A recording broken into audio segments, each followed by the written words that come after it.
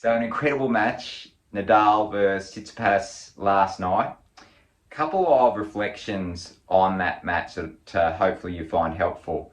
First one, which I've spoken a lot about in the past, is Tsitsipas did an amazing job of staying in there and making Nadal finish him when Nadal was playing crazily good in the first couple of sets and even throughout the third set. And the incredibly important thing to remember here for players is that it's almost always more difficult for players to finish matches.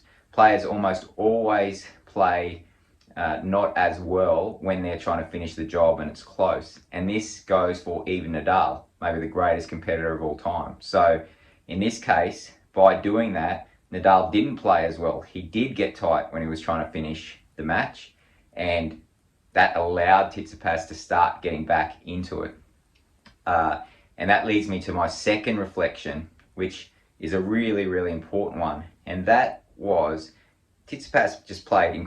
The second half of the match was crazily good. Like, he played so well, an insane level for the last half of the match. And I listened to his interview, and what was really interesting was to hear him talk about what I understand really is the zone or flow state. He talked about how he basically stopped having thoughts. He was completely present. He was in what he called a nirvana state, where he was just playing and not thinking, and obviously playing at an incredible level. And in the ideal world, this is the state that we would go for, and this is the state that we would search for. But in reality, this is not the way that we work. And so when I kept listening to Tsitsipas describe it, he said, I've never felt something like that before on the court. I've never felt like that before. And so it was really interesting to me to think about him describing the zone or flow state, but then also saying, I've never felt that before, or certainly to that level. And so that's a really important point, in that how rarely even one of the best players in the world experiences the zone or flow state.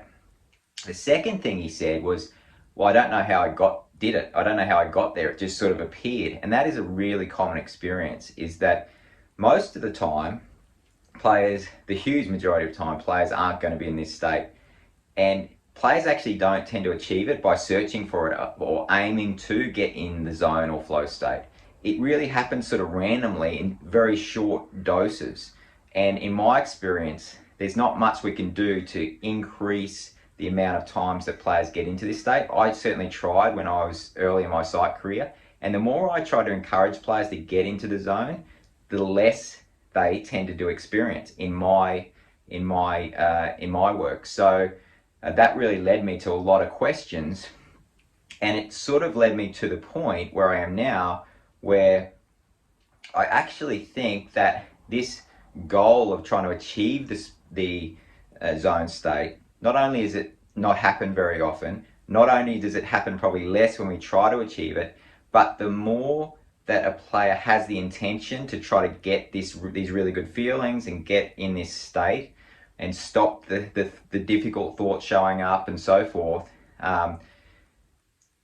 the thing that ends up happening is, for the huge majority of time when players aren't in this state, they don't respond as well to the reality of the difficulties of competition, of the 99% of times when they're on the court that they're not in the zone state. And so my really strong recommendation to you as a coach, a parent, or a player is that rather than having this intention to try to get in the zone and get in the flow, which if we could achieve it regularly and if we could achieve it consistently, then I would recommend it.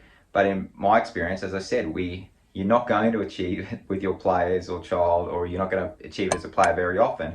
So you want to spend the huge majority of your efforts and energy developing skills that help you respond better to the time that you're not in the zone state, when you do have difficult thoughts and feelings frequently showing up.